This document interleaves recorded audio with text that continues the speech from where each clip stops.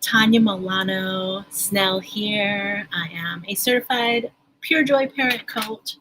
And this summer, I am doing a series that I'm calling Stay Connected as a Family this summer. Pretty simple.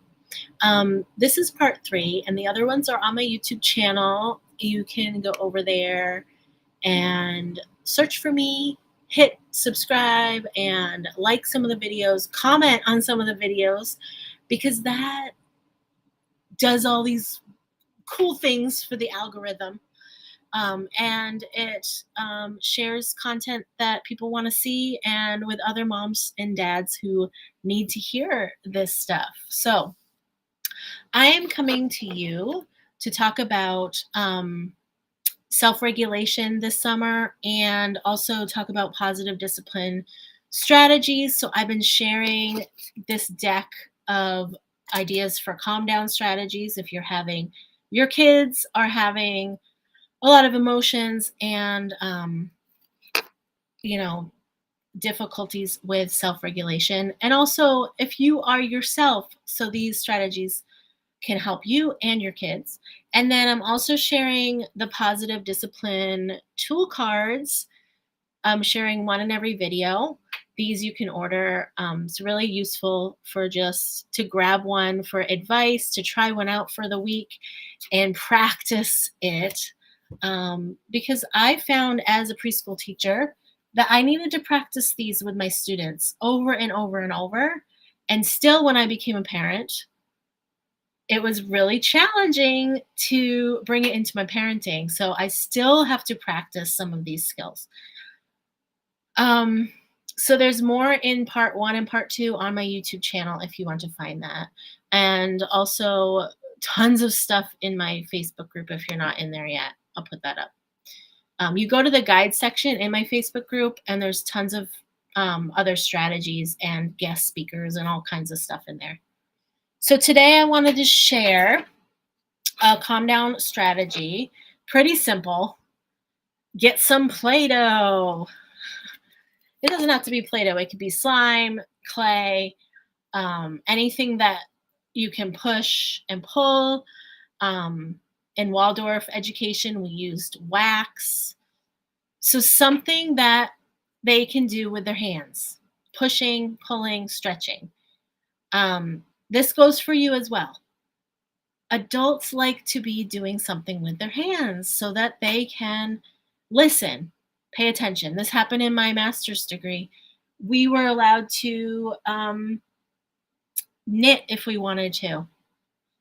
We could crochet. That was my motive. I liked crocheting better than knitting. I still like to crochet. Taylor's been doing finger knitting, so something with her hands. Otherwise, when I was a child, I was biting my nails. I needed to do something with my hands so I wasn't biting my fingernails. I also was a pen chewer, always chewing on something. So if we can allow adults to do things with their hands, we take notes in class, right? That keeps our hand busy. Why not your kids? The same thing goes with family dinners. So family dinners were pretty triggering for me in the early years because I wanted this beautiful sit-down dinner where everybody waited their turn to talk and everybody sat still and chewed their food and shared their day, right? And not everybody in the family is ready to do that. So check your beliefs about family dinner. Can you allow something like this at your dinner table? Doesn't have to be Play-Doh. It can be a little fidget toy. It can be a toy car. Just to be together as a family, not everybody has to be doing the conversing and the activity and the eating calmly. Younger children can play at the dinner table. Check your belief on that because it is a calm down strategy for children and anybody to be doing something with their hands. Okay. Let me know in the comments how this resonates with you. If you have other ideas of things at the dinner table that kids can do with their hands, sometimes a coloring book, right? I can't think of all the ideas right now, but share them in the comments. And then I'm going to share the next card from the deck of positive discipline. I put the link to these in the description of this video. This one is paying attention. So, throughout the summer, if you're not used to being with your children 24 days of the week, 24 hours of the day, 7 days of the week, it can be very challenging to be paying attention to everything that your children are doing. And then, therefore, they start to get upset when you're not paying attention, right? Depending on the age. So you do have to start setting boundaries about your attention and what you're focusing on. But this card, I will just read it. Are your children getting the impression that they are not important? So checking yourself. Are they getting the impression that they're not important? What is their need in the moment when they are interrupting you or you are doing something else? What is their need? Is their belief that they're not important? So number 1, put down whatever you're doing when they need you and focus on your child as though he or she is more important than anything else you could do. This is extremely important with our phone use. When and not just for children, with Tanner, when he wants to have a conversation with me, to put down what I'm doing or say, I can't talk right now. Can I get back with you in 5 minutes? Right? Setting your boundary, but have that face to face connection without that interruption. This picture is of a dad reading a newspaper.